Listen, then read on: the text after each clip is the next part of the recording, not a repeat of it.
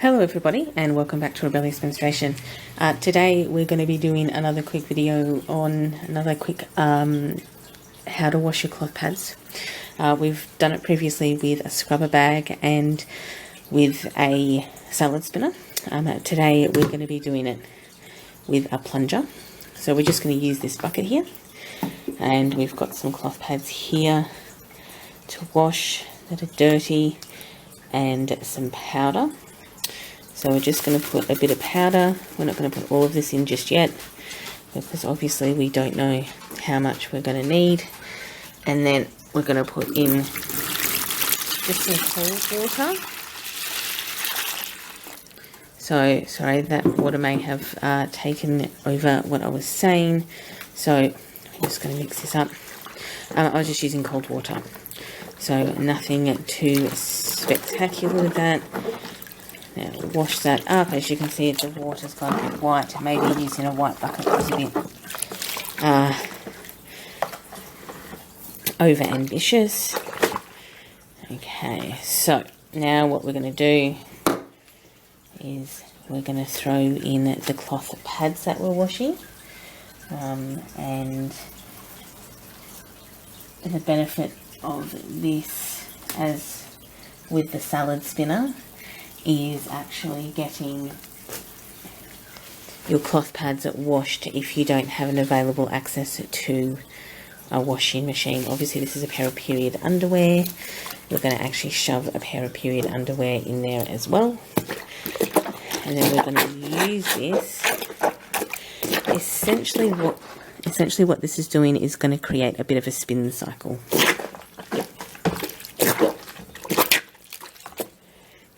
Remember to keep mixing them around in.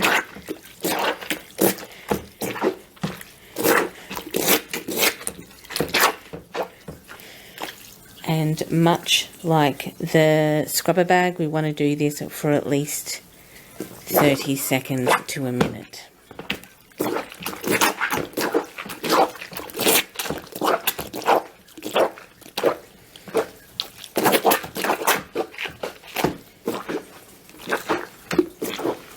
Just in case you didn't notice, some of the water's obviously come out the side. I'm going to move that out the way. And that is fine.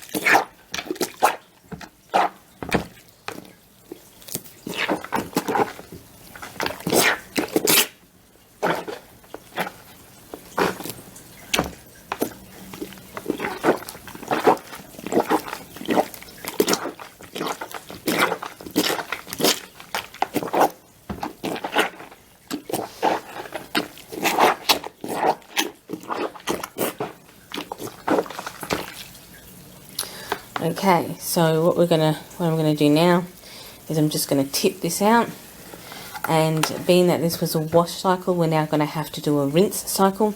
So this, by the way, is just like a $2 one from like, or you know, a $2 shop. It wasn't anything spectacular. It is just a normal kind of everyday plunger. So I'll just organise some fresh water. In much the same way as the scrubber and the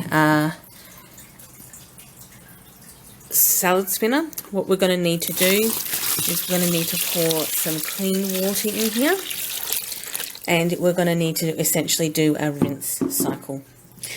So just for those of you that the amount of washing powder that I put in was probably very, very small. It was a tiny, tiny amount out of a, so I'll just get the thing to show you. So out of this scoop, which was just like flush across the top. It was about that much. So it was like maybe 10 to 15 grams of washing powder, but it's not a very big container, so we didn't need a lot. Essentially what we're going to do is this is going to function as our rinse cycle. Then,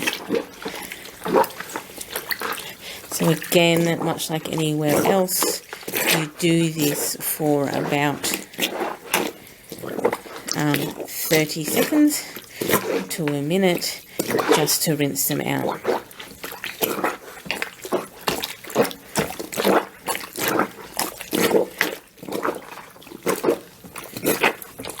As you can see by the fact that it's frothing up a bit, what we're doing is getting all the soap out of the underwear and cloth pads.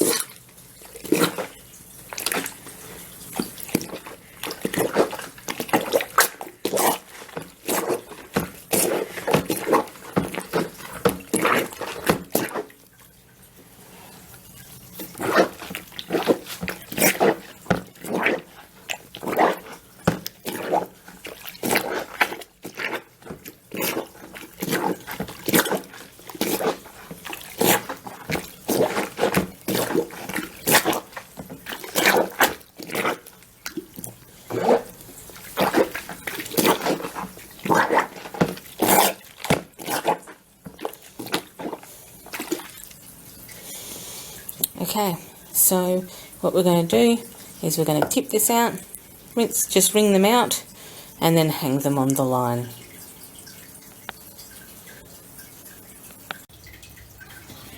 Okay, so we'll just tip out this water, and then wring them out a bit to get all of the excess water out, because obviously that's going to prevent them from drying. I mean, I'm in Australia and it's summer right now, so it's going to be about 36 or 37 today, I believe, and quite sunny. So we're not going to have a problem with these drying, even if they are damper than what they would normally be from a washing machine. So what we're going to do is we're going to let these dry, and we're going to catch up with these at the end of the day. Okay, it's the end of the day now, and I've just put in the washing, and this is the results from washing with a plunger. So I think that everything turned out pretty well and pretty clean, and